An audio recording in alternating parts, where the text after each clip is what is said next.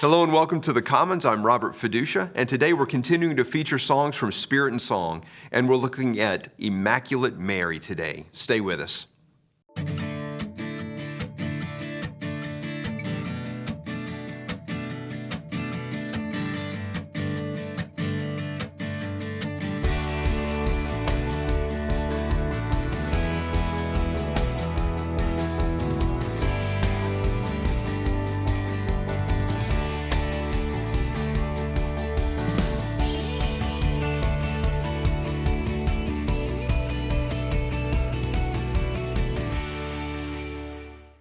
Hey, Sarah, Hey, and Robert. welcome. Thank you. Good to have you here, as always. Great to be here. Yeah, I can remember as a kid growing up, and when I did, I won't say exactly when, but it was a time in the church where there wasn't a lot of focus on devotions, and the communion of saints was not. It wasn't talked about a lot in like my religious education. But it seems like your generation is, I find a lot of young people have devotions to Mary. So I'm going to ask if you would, just to share a little bit about your devotion to our Blessed Mother. Yeah, you know, it's been a long journey with our Blessed Mother and me. But for a long time, I used to think of her as just kind of like what you're talking about, just like up there with the saints, not really personal. It wasn't really a personal relationship. And then I started having more of a personal relationship with her. And what's beautiful about the communion of saints is that they are people that went through what we're going through now, and now they are in heaven and they're able to pray for us. And so that's why we call upon them. It's not in a sense of worshiping them or placing them in front of God, but it's really to ask them for their help because they know what we've been through. And so Mother Mary especially, for me, has been just this beautiful, pure, wonderful example for me of what it means to be a disciple, what it means to love God.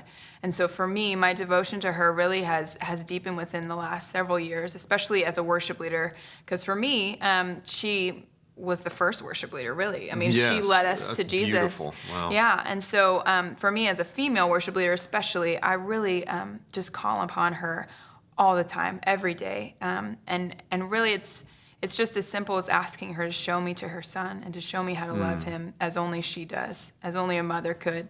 Yeah. And to really show me how to love her son and to love others. So that's, I mean, there's a lot more that I could say, but it's really as simple as that, just having her teach me how to love.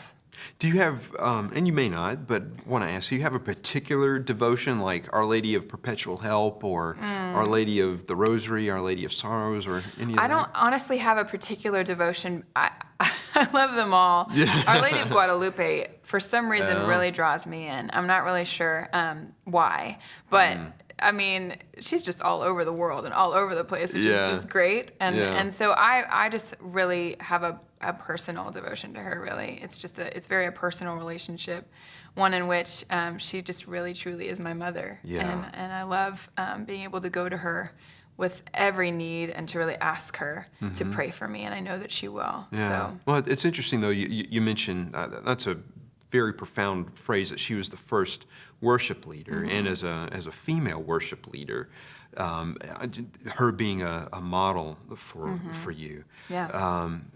Do you see something that's uniquely feminine in your devotion to her?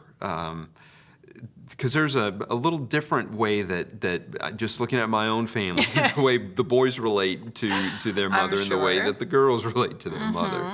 So, yeah, I mean, as a woman, she can really teach me how to be a woman of God. I truly believe that because she was just the perfect model for that, the perfect model of receptivity, the perfect model of surrender to God.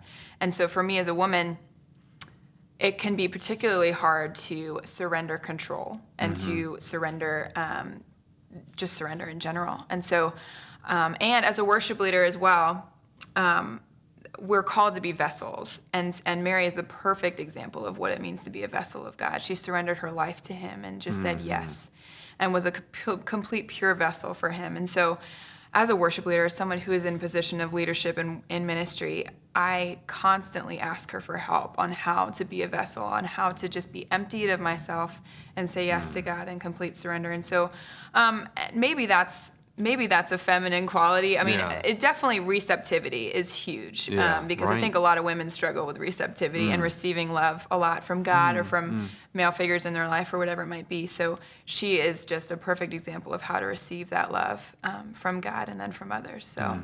Yeah. Well, that was one of the things with Spirit and Song, the new book coming out, that we wanted to include a lot of the, obviously, contemporary songs, but also those of our tradition, and Immaculate Mary is one of them. And absolutely. I know our friend Josh did a great arrangement of it. He did. It's beautiful. So what I'm going to do, I'm going to pause us here, and I'm going to ask Trevor to come over and join us. That'd be great. And then let's do Josh's arrangement of Immaculate Mary. Awesome. Yeah.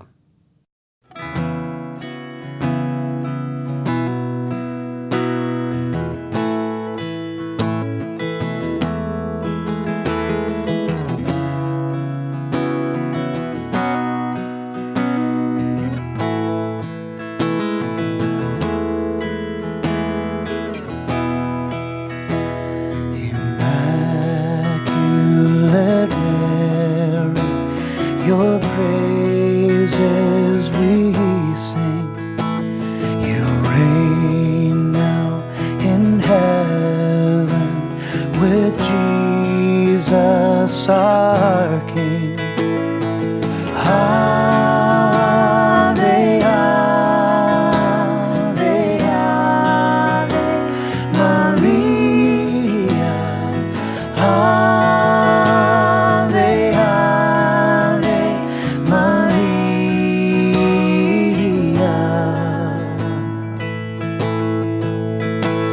In heaven the blessed your glory proclaim. On earth we your children